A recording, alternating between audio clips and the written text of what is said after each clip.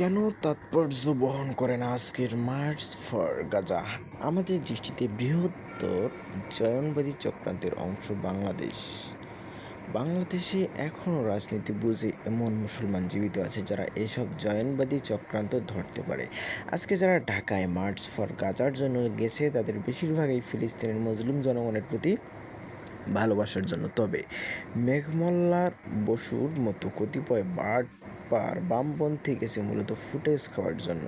কিন্তু এই মার্চের প্রধান বিষয় হলো এর ঘোষণাপত্র, যা আমার দেশের সম্পাদক মাহমুদুর রহমান পাঠ করেছেন। এই ঘোষণাপত্রের মাধ্যমে ফিলিস্তিনের মজলুম জনগণের সঙ্গে বেইমানি করা হয়েছে। এই ঘোষণাপত্রের ৩ নং পয়েন্টে বলা হয়েছে, ১৯৬৭ সালের পূর্ববর্তী জমি ফিলিস্তিনকে ফিরিয়ে দেওয়া উচিত। চলুন একটু পড়ি। জায়নবাদী ইসরায়েলের গণহত্যার বিচারে আন্তর্জাতিক আদালতে নিশ্চিত করতে হবে, যুদ্ধবিরতি নয়, গণহত্যা বন্ধে কার্যকর ও সম্মিলিত পদক্ষেপ গ্রহণ করতে হবে। ১৯৬৭ সালের পূর্ববর্তী ভূমি ফিরিয়ে দেওয়ার জন্য বাধ্যবাধকতা তৈরি করতে হবে। পূর্ব জেরুজালেমকে ফিলিস্তিন রাষ্ট্রের রাজধানী হিসেবে আন্তর্জাতিকভাবে স্বীকৃতি দিতে হবে। ফিলিস্তিনিদের আত্মনিয়ন্ত্রণ, নিরাপত্তা ও রাষ্ট্রীয় সার্বভৌমত্ব প্রতিষ্ঠার পথ উন্মুক্ত করতে হবে। কারণ এই মুহূর্তে বিশ্ব ব্যবস্থা যে ন্যায়ের মুখোশ পরে আছে, গাজার ধ্বংসস্তূপে সেই মুখোশ ধসে পড়েছে।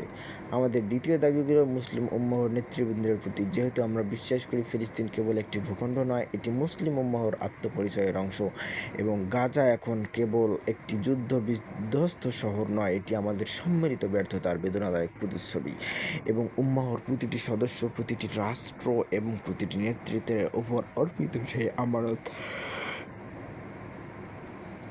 যা আল্লাহ প্রদত্ত ভ্রাতৃত্ব ও দায়িত্বের সূত্রে আবদ্ধ। এবং ইসরায়েল একটি অবৈধ দখলদার, গণহত্যাকারী রাষ্ট্র, যা মুসলিমদের প্রথম কিবলা ও একটি পুরো জনগোষ্ঠীর অস্তিত্ব নিশ্চিহ্ন করতে সর্বশক্তি নিয়োগ করছে। এবং ভারতে হিন্দুত্ববাদ আজ এই অঞ্চলে জয়নবাদী প্রকল্পের প্রতিনিধিতে পরিণত হয়েছে, মুসলমানদের বিরুদ্ধে সুপরিকল্পিত দমন নির্যাতন চালিয়ে যাচ্ছে। এবং ভারতে সম্প্রতি ওয়াকফ সম্পত্তি আইনে হস্তক্ষেপের মাধ্যমে মুসলিমদের ধর্মীয় ঐতিহাসিক অধিকার হরণ করা হয়েছে, যা উম্মাহর জন্য একটি স্পষ্ট সতর্কবার্তা।